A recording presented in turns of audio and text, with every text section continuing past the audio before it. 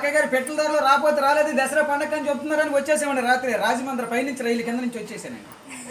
ఏమంటే అక్కయ్య గారు మరి మీకు ఏమైనా డబ్బుకి దానానికి ఏమైనా లోటుకుంటే చొప్పండి సాయంత్రం మాకు ఉత్తరం రాసి పోస్ట్ లేకుండా పొయ్యిలో పడాడు మాకు తొందరగా అందిపోతుంది. మాకు డబ్బుకి దానానికి ఏమైనా లోటు లేదండి.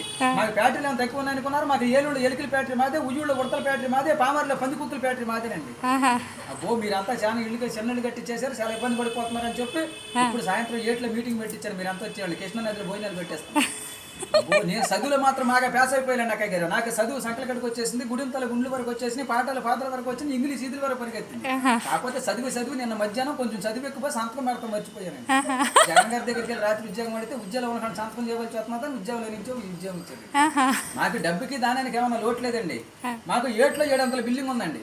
దాంట్లో ఏమి వచ్చి కట్టించానంటారు బిల్డింగ్ కి? పింక్ అయితే పేలిపోతే, నాపర నలిగిపోతే, సిమెంట్ సితికిపోతే, తాటకైతే గలగలంటుందని మా ఆబద్దాలు ఆపించారు. కొత్త కలప తయారు చేశారండి. ఏం కలప అంటారు? అది జిల్లేడు కలప, బొబ్బాసి కలప, 9 దోలాలు, ఒరిగే దోసాలు, సీపుల కిటికీలు, పోడిపి గచ్చు, తామరా కప్పు, ఇంటి ముందర రొచ్చు, ఇంటి వెనకాల గచ్చు. చూపులే బాగానే ఉంటుంది. అప్పుడప్పుడు చుట్టుకాలు అంటే గమనం చుట్టేసి వెళ్ళిపోతుంది. మాకు డబ్బుకి దానికి ఏమైనా లోట్లేదండి. నా గమనం చూసి మమ్మల్ని చూసి పాకిస్తాన్ యుద్ధానికి రమ్మంటే ఇదే కనిచ్చుకుని వెళ్ళానండి. మరి అక్కడ అందరూ బతుకున్న వాళ్ళు కాలితే బాధపడిపోతున్నారు, బాగా ఇబ్బంది పడిపోతున్నారా. నేను మాత్రం చచ్చిపోయిన వాళ్ళు కాల్చి వచ్చాను. అట్ట పలస 20 మందిని చూసి వచ్చాను. మాకు డబ్బుకి దానికి ఏమైనా లోట్లేదండి అక్కయ్య గారు. మాకు విజయవాడ 60 బట్టల షాపులో ఉన్న మీకు ఏమైనా పండగ కొత్త బట్టలు పెడుతున్నామని అక్కలందరికి అబ్బో సీదే చీరలు, వాణిశ్వర లంగాలు, జ్యోతులు ఎత్తిన చీరలు, లగ్గుమా, నెక్లెస్లు, మేనా గాజులు. మాకు అంతా డబ్బేనండి అక్కయ్య గారు. కాకపోతే కొంచెం చిల్లర లేక ఇలా బయలుదేరి వచ్చాను.